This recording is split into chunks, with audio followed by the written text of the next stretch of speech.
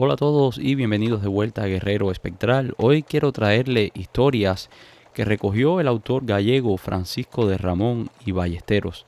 Y la primera historia la hemos titulado La bofetada del muerto. Tanto en las costas finisterrenses como en todas las costas del orbe existen unos individuos llamados raqueros.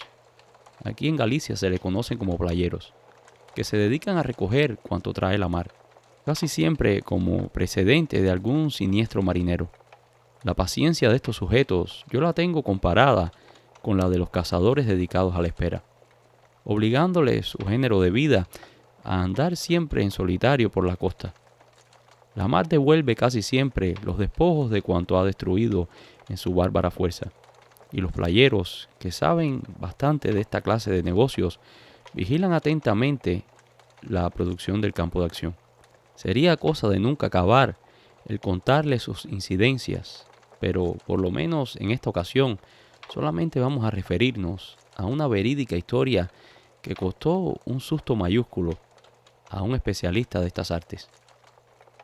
El protagonista fue un individuo natural y vecino de un atilado pueblecito, naturalmente, sito en la costa.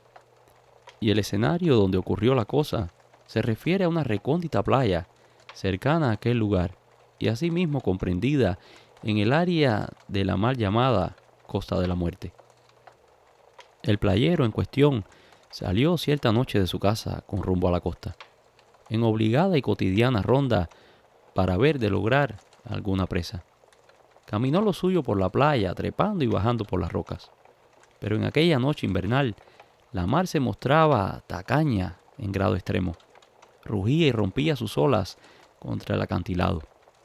Aquello era un espectacular alarde de fuerza, pero no quería saber nada de soltar prendas.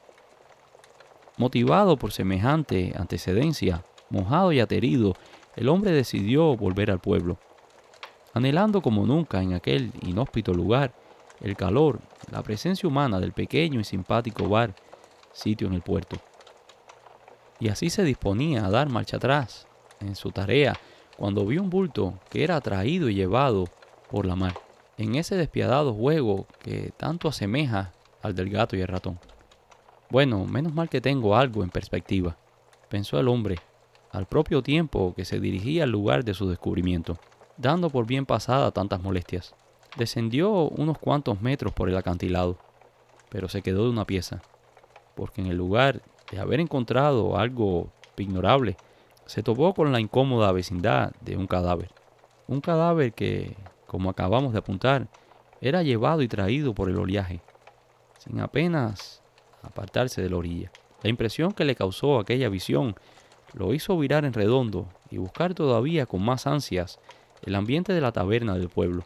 Sin embargo, no estaba contento consigo mismo, y más que pensar, soliloquió poco menos que en alta voz: yo soy un hombre, y como tal, debería dar tierra a este pobre muerto. Tras unos momentos de lucha interior, dio vuelta sobre sus pasos, y con el sacho que llevaba en la mano, cavó una profunda fosa en la playa. Después se acercó al cadáver, y al ir a agarrarlo por el tronco, sucedió que llevó en pleno rostro una soberana bofetada del muerto. El pánico sentido lo hizo poner pies en polvorosas, y en menos de lo que canta un gallo, estaba en la tasca, contando el caso a sus compañeros.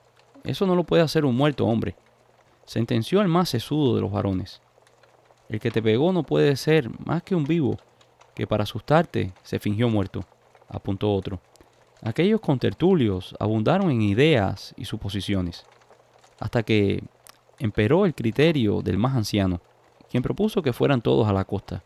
Cuando llegaron allí, las cosas estaban tal y como les había dejado el amedrentado playero, la fosa abierta para recibir en su seno el cadáver, y este todavía haciendo juguete de las olas.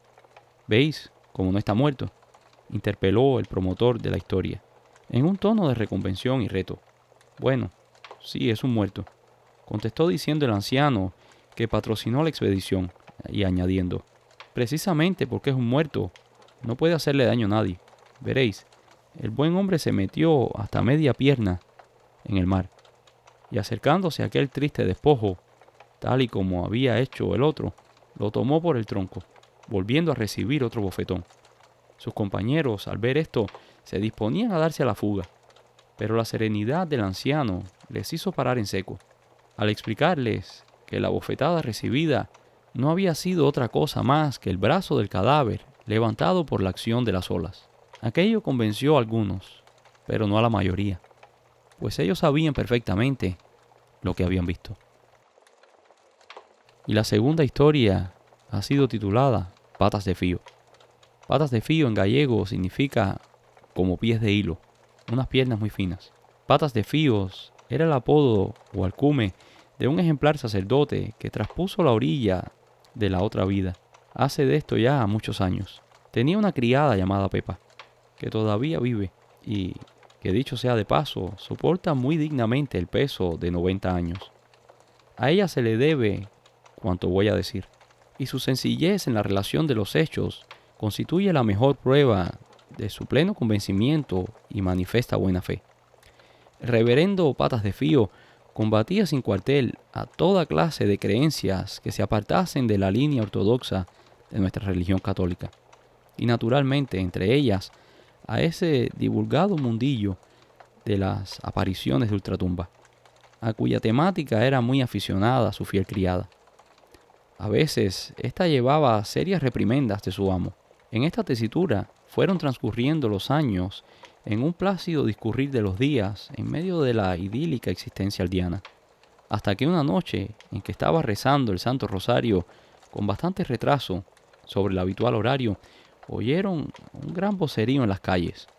Al oír semejante escándalo, el sacerdote, que era hombre de genio vivo, enseguida montó en cólera y abrió la ventana con intención de reprender duramente a los alborotadores. Mas su pasmo fue grande al observar que las puertas de la iglesia estaban abiertas, el templo profundamente iluminado, y que el escándalo partía de su interior. Entonces prestó mayor atención a la cosa, llegando a sus oídos una serie de voces confusas, de gritos, ayes, cánticos, ruidos de ropones y tintineos de campanillas, observando además cómo todo ese espantoso barullo se prolongaba hasta el anexo cementerio, en donde pudo distinguir una gran multitud de velas encendidas, como si flotasen a media altura del suelo. Ante esta visión, el reverendo Patas de Fío tuvo que evidenciarse a la creencia de la Santa Compañía, o hueste, dedicando a partir de aquella noche una mayor contribución espiritual a las benditas ánimas del purgatorio. En busca del natural corolario, se le preguntó a la señora Pepa cuál era su opinión acerca de todo esto, contestando ella, muy llena de razón, que ello había sido una réplica de las ánimas en pena al mentado, incrédulo sacerdote. Y la tercera historia se titula La deuda.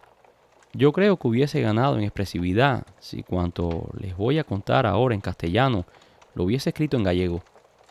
Pero mi idea es que estas breves historias lleguen al conocimiento de todos. De ahí que, sacrificando incluso expresiones que difícilmente encuentran feliz traducción en nuestro idioma, vamos a ir directamente al grano, para contarles un viejo sucedido, que, como verán, viene a resultar bastante extraño. Para un mejor relato, ruégoles encarecidamente que primero me consideren caminando por las abruptas montañas, y no precisamente al azar como tantas veces lo hice, sino que en esta ocasión fue de manera deliberada. Fui a tiro fijo, como suele decirse. Y a decir verdad, estimo que no perdí el tiempo porque las cosas me salieron redondas. Heme pues en una remota aldea, en la hospitalidad del hogar de una familia de labriegos, y al calor de una chispeante lareira, en una noche invernal en que esta modesta vivienda es rotundo mentiz a la inclemencia producida por el loco desatarse de los elementos. Mi anfitrión es un venerable anciano, parco en palabras y afable en su trato. Tiene ya bisnietos, pero lleva con gallardía el peso de 9 lustros recién estrenados. Me lo recomendaron como un hombre cabal, y con esta recomendación, por norte, llegué hasta su casa, en donde, repito, se me recibió cordialmente. La historia del señor Manuel Chusto, que es así como se llama a nuestro hombre, hacía ya algún tiempo que me había sido contada por los lugareños. A decir verdad, se la creía a medias. Y por eso, puesto en contacto con unos parientes del protagonista, quise oírlo de su propia boca. El señor Manuel atendió enseguida a mis súplicas, y después de haber compartido conmigo su mesa, lió cachazudamente un pitillo, y habló de la siguiente manera. Pues verá, yo tenía un íntimo amigo llamado José. Todas las tardes nos reuníamos en la taberna de Ferreiro. Allí matábamos unas horas, empeñados en animadas partidas de tute perrero. José era un buen amigo de verdad, pero en cambio tenía un defecto que aún no siendo grave, sin embargo le tiene costado más de un disgusto. Esto es el de su tacañería, llevada a gran extremo. No perdonaba ni un triste patacón a nadie, ni tampoco quería deberlo. Por otra parte, tenía mucha suerte en el juego, y en unión, a mejor dicho, en pareja, con otro amigote suyo llamado el Furiño, nos ganaba unos vasos a mí y al Lorcho. Llevábamos años y años metidos en estas partidas, y cuando la peste de la gripe, después de la guerra europea en 1914, el pobre José pasó a mejor vida, en cuestión de poco tiempo. Sentí su muerte como si la de un hermano mío se tratase, y durante unos días dejé de ir a la taberna, hasta que claro está, volvimos a las andadas.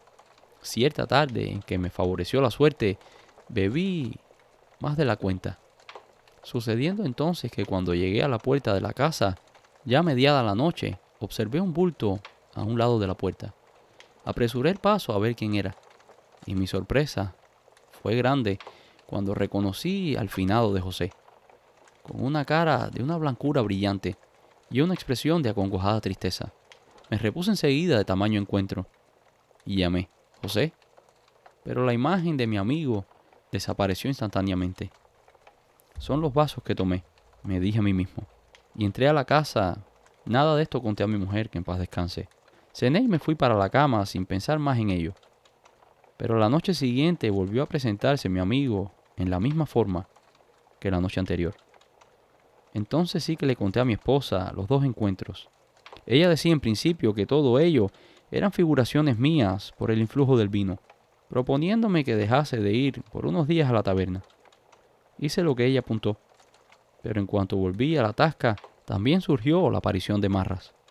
Mi mujer y yo celebramos parlamento y no dábamos con el motivo de tan sistemática aparición.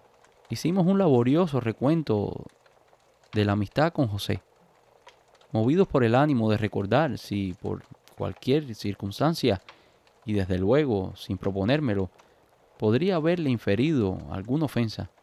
Pero por más vueltas que le dimos al asunto, el caso fue que nos resultaba imposible el llegar a una conclusión.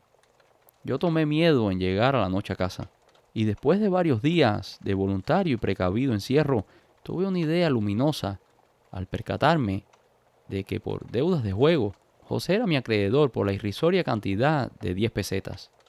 «María», llamé a mi mujer para contarle lo de la deuda. «Pues sí, puede ser que sea eso, porque al final él era de los puños en rostro», sentenció mi esposa añadiendo: «Y mira, coge los 2 pesos y llévaselos al señor cura para que diga 2 misas por el eterno descanso de aquel tacaño». Así lo hice, y el mismo día en que se rezó el primer sufragio, volví a la taberna sin que José se me apareciera al regreso. Y esto es todo por hoy. Espero que hayan disfrutado de estas historias. Si lo hicieron, déjanos un like. Y si no lo has hecho todavía, por favor suscríbete. Gracias y nos vemos en el próximo video.